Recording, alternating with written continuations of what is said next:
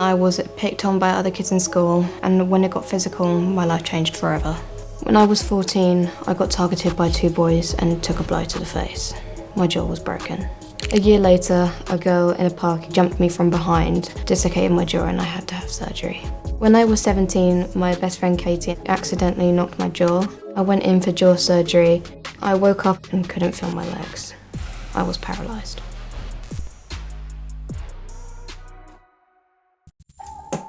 School was extremely difficult. I would just dread going in, because every time I did, it was just... I started getting picked on when I was 11, and that just carried on until the age of 15. Everyone, when they get into secondary school, they all hit puberty, they start wearing makeup, and I never really changed, and I think that's what made me different from everyone else. It was just one girl at the start. One girl turned into a group, one group turned into many groups, and not long after it became physical. My first time getting properly physically hurt was when I got punched in the face by these 2 boys that were older than me. I had to have a surgery to realign my jaw. It was completely over to the side. Doctors used screws and wires to put my jaw back into place. A year later, I walked past a group of teenagers and they wanted to strap my dog. We started talking. The young lady there, she got a bit aggressive and she started saying, "Are you flirting with my boyfriend?" And I said no. She wanted to fight, but I didn't want to do that. So I got my dog, I turned around and I just started walking back. From behind, she jumped on top of me. I can still remember her elbow going into the side of my face. I had to have 3 different surgeries from that incident, and it was constant pain. My jaw was severely weakened by those incidents. I've been friends with Katie since September of 2018, when we first met in college. We were both very shy, and it took us a while to come out of our shells, but after that we'd go around, we'd get up to mischief. It was really fun. That is Katie there, and that is also Katie there with my crosshairs. Me and Katie are both quite goofy sometimes. I had gone to Katie's house, and I don't even know why we got into a play fight. Her knee accidentally caught the side of my face. I heard it crack and she was like, "Oh my God." And I was like, my jaw's gone. That was my 7th surgery, where all hell broke loose. I realised that something was different after the surgery as soon as I woke up. I couldn't feel my legs, it's like nothing was there. And then soon I was completely bedbound and I was paralysed from my neck and I lost the ability to swallow. I was just helpless, I was just laying in bed, I just couldn't do anything, I couldn't talk. I was diagnosed with functional neurological disorder, and I remember them saying that there's currently no cure, and I was like, oh my God. It was like a nightmare. FND affects me in many different ways. It causes me to have seizures, weakness, chronic pain, a lot of anxiety as well.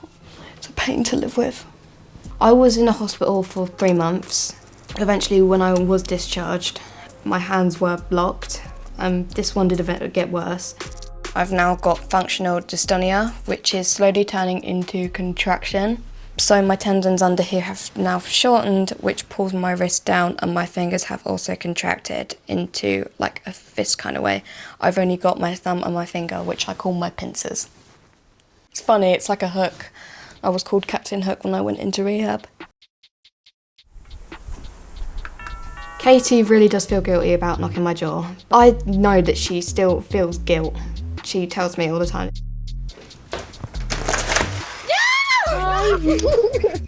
I've been friends with Chelsea for over 5 years. My first impression was I just wanted to be friends with her, thought she was kind, caring. Let's go.